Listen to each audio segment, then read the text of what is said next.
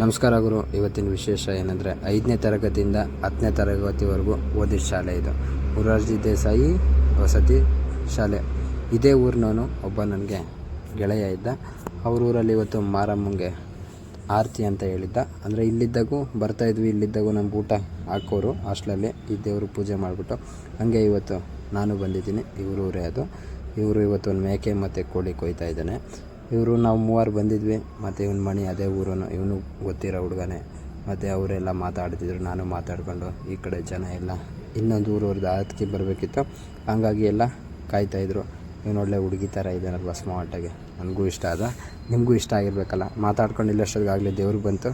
ದೇವ್ರು ನೋಡಿಕೊಂಡು ನಾವು ಕೈ ಮುಕ್ಕೊಂಡು, ನೀವು ಎಲ್ಲರೂ ಕೈ ಮುಕ್ಕೊಳ್ರಿ ಅಂತ ಹೇಳ್ತಾ ನಾನು ಎಲ್ಲರಿಗೂ ಒಳ್ಳೇದಾಗಲಿ ಅಂತ ಕೈ ಮುಟ್ಕೊಂಡು ಸುಮ್ಮನೆ ನಿಂತ್ಕೊಂಡಿದ್ವಿ. ನಿಂತ್ಕೊಂಡೆಲ್ಲ ನೋಡೋಷ್ಟೊತ್ತಿಗೆ ಆ ಕಡೆ ಹೋಗ್ಬಿಟ್ಟು ದೇವ್ರನ್ನ ಕುಂಡ್ರಿಸ್ಬಿಟ್ಟು ಕೋಣ ಕಟ್ತಿದ್ರು. ಅದೆಲ್ಲ ವೀಡಿಯೋ ಮಾಡೋಕ್ಕಾಗಿಲ್ಲ. ವೀಡಿಯೋ ಮಾಡಿದ್ರೆ ಬಡಿತಾರೆ ಹಿಡ್ಕೊಂಡು.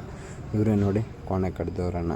ಹಾಗೆ ಅಲ್ಲಿಂದ ಕೈ ಮುಕ್ಕೊಂಡು ನಾನು ಇನ್ನೊಂದು ವೀಡಿಯೋ ಮಾಡಿಕೊಂಡು ಸುಮಾರು ಮೇಕೆ ಕಡ್ದಿದ್ರು, ಕೋಳಿನೂ ಕೊಯ್ದಿದ್ರು. ಅದ್ರ ನೋಡ್ಕೊಂಡು ಅಲ್ಲೇ ಪ್ರಸಾದ ಕೊಟ್ಟರು, ಟಿಫನ್ನು. ಅದ್ರ ಮಾಡಿಕೊಂಡು ಸೀದಾ ನಮ್ಮ ಹುಡುಗ ಮೇಕೆ ಮತ್ತು ಕುರಿ ಕೊಯ್ದಿದ್ನಲ್ಲ, ಮೇಕೆ ಕ್ಲೀನ್ ಮಾಡ್ಕೊಂಡು ಮನೆ ಹತ್ರ ಬಂದ್ವಿ. ಮೇಕೆ ಕ್ಲೀನ್ ಮಾಡ್ತಾಯಿದ್ರು ಅಷ್ಟಕ್ಕಾಗಲಿ. ಎಲ್ಲ ಮೇಕೆ ಎಲ್ಲ ಕ್ಲೀನ್ ಮಾಡಿದ್ದಾಗಿದ್ದ ತಕ್ಷಣವೇ ಊಟ ಮಾಡಿದೆ. ಹೊಟ್ಟೆ ತುಂಬ ಚಿಕನ್ನು ಮತ್ತು ಮಟನ್ ಹಾಕಿತ್ತು. ಊಟ ಮಾಡ್ಕೊಂಡು ಸೀದಾ ನಾನು ಕೊರಟಗೆರೆ ಕಡೆ ಬಂದೆ.